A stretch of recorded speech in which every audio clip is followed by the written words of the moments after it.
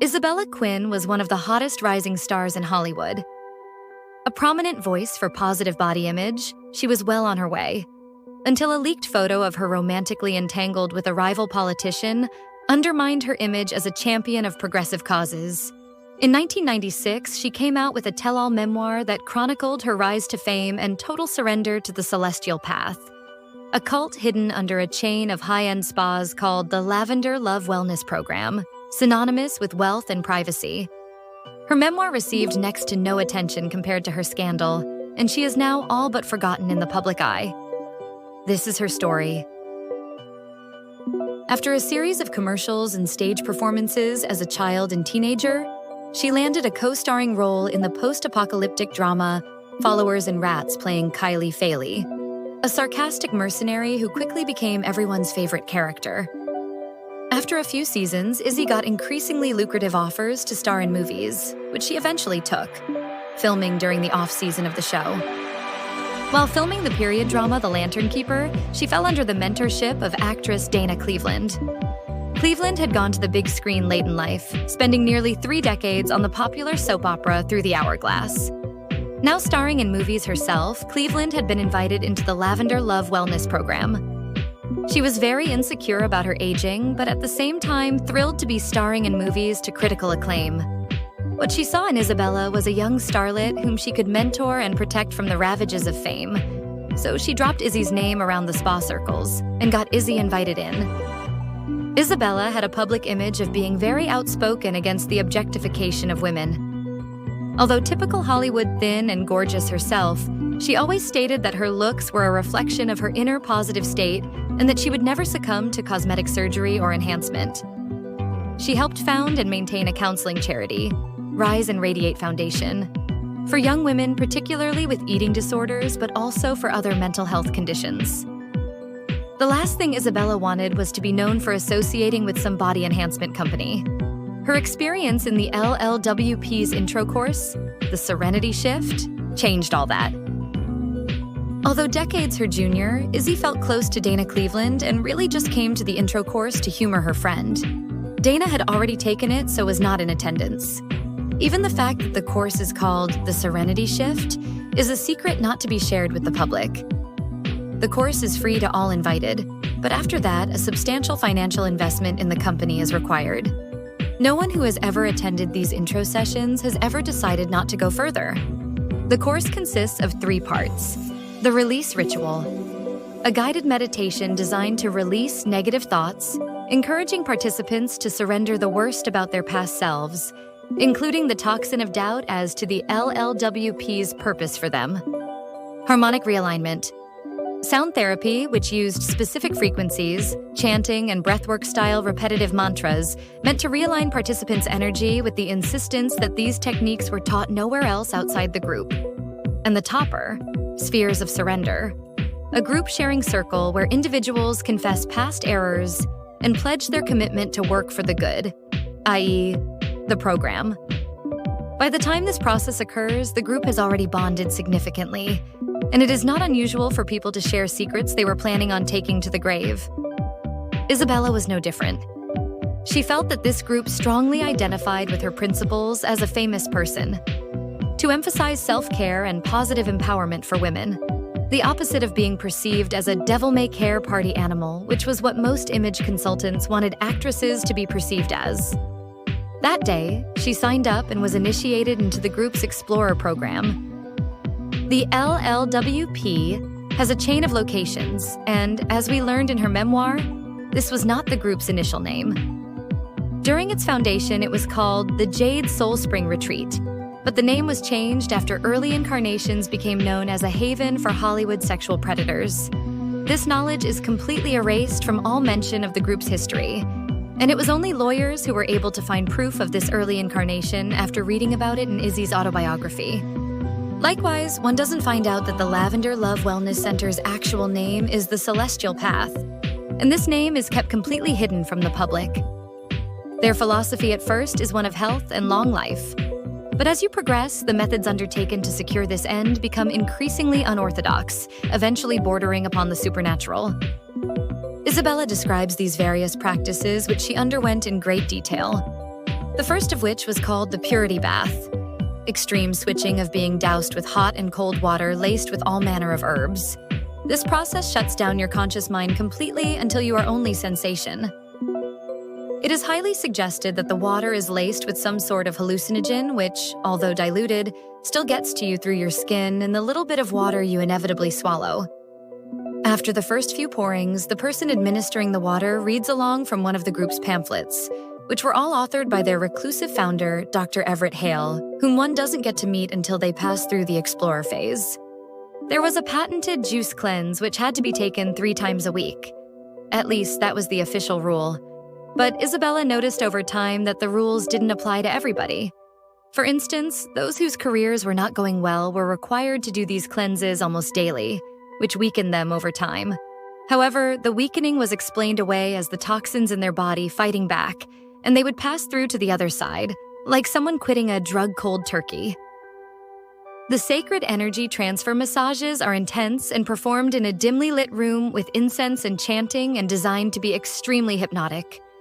Once again, the pamphlets are read and the subject is totally immobilized. These phrases are reported to even be heard in your sleep. That's how often they are repeated. The messages preach the need for constant solitude, i.e., time away from family and friends, not from the group, as well as the need for regular participation in the group's treatments in order to keep the demon of age at bay. After 18 months in the Explorer phase, Isabella met Dr. Everett Hale and was told that his real name is the Ascendant One. He appears much younger than his near 60s, which suggests that his regimen works. Dr. Hale claims to have spent years studying various esoteric traditions, blending Eastern philosophies with modern science to create his own methods for cellular purification. He's traveled extensively through Asia and South America, where he supposedly uncovered ancient secrets of immortality and spiritual transcendence. His real background, however, is more obscure. Some suggest he used to be a plastic surgeon.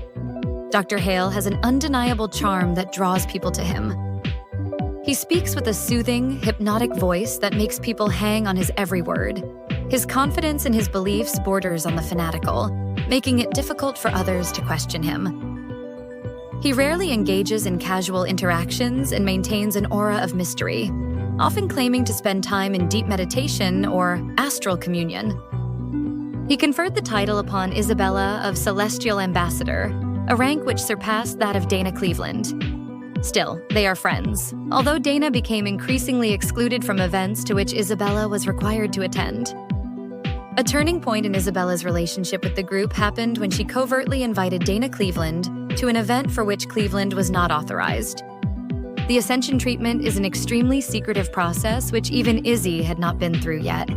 Surprisingly, it took very little effort to convince the group elders to let Dana in on this. But with one condition. Dana goes first, and Isabella gets treated at another time. This would be the last time Isabella ever spoke to Dana. What happened in that room is up to speculation, and Izzy speculates a little in her book. But ultimately, she only has her own experience with the Ascension treatment to go on. After leaving Dana in the hands of the elders, Izzy went home for the night. She did not hear from Dana for a number of days. Assuming everything went well and that Dana was just processing a powerful experience, Isabella continued with her own life until she read the tabloids. Dana Cleveland had been hospitalized with severe self-inflicted wounds along her arms and stomach. She was not allowed to see anyone. Questionable medical reports were leaked to the press stating that she'd had a long-term drug problem and eating disorder due to anxiety about her age. This was not the Dana Izzy knew at all. She publicly came out to defend her friend and questioned the authenticity of these medical reports. The celestial path came down hard on Isabella, warning her not to say any more. She demanded to know what had happened during the Ascension treatment, but that was strictly confidential and no one would say a word. The one way to find out would be for Isabella to go through one on her own. After the soothing introduction with sound therapy and an almost anesthetic incense, Izzy found herself tethered to a bed with glowing cords. And when she looked up, she actually saw the Celestials. Golden beings that flooded her with euphoria until she realized that she couldn't escape and felt herself being emptied. The golden beings shifted into grotesque demonic figures with elongated limbs and hollow eyes. and Isabella saw herself from above, her vital energy being devoured by these beings. As she ascended even higher, she witnessed this happening to humanity on a massive scale. Izzy took a break from acting and the public eye after this initiation. She recuperated in one of the group's most secretive compounds, and after promising total silence, was allowed to return home. She turned down several lucrative contracts for television and film roles and stayed isolated. At this point, she decided to leave the group and go public with her findings. But before she could, a story dropped in the paper. A leaked series of photos showing her on dates with Glenn Dawson, a prominent right-wing politician. These photos show both of them at the same party standing next to each other and looking like they're together. Although they were confirmed to have been at this party, both claim they have never officially met, let alone went on a date. Of course, his reputation for lying didn't help, and the fact that she's a gorgeous starlet stacked the decks against her as well. Izzy realized after seeing the photos that Glenn looked somewhat familiar, like someone from the Serenity Shift course, although Glenn Dawson is definitely not a member of the Celestial Path. After doing some research, she found that he has a twin brother who lives in Los Angeles and is a small-time producer, Tim Dawson. This man was at Izzy's Serenity Shift. She was told that he was a first-timer just like herself, but he's been a member for years. Izzy came to the horrifying conclusion that everyone at her introduction was a plant, and that she confessed something very private to these people. No sooner than she went to her agent with her story that her secret surfaced. In a drunken car crash while a teenager, Isabella disabled someone and got away with it, a fellow drunken teenager wandering in the road. She was with a group of friends, one of whom's dad was an influential judge. Since she was a minor, it was all kept out of the papers, until now.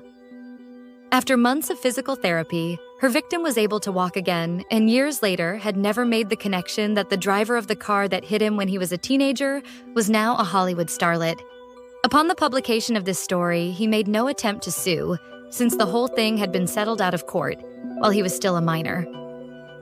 Despite the negative publicity, Isabella published a memoir, Celestial Chains, The High Cost of Transcendence, where she laid bare the cult's manipulations and rituals. But Hollywood, and the public, had moved on. Her account was dismissed as a ploy for attention, leaving the cult to rebrand and retreat into the shadows once again. Though shunned by the industry that once adored her, Isabella Quinn found a new purpose. She expanded her foundation to support cult survivors, using her platform to warn others about high-control groups. Haunted but resilient, Isabella emerged as a symbol of advocacy and survival.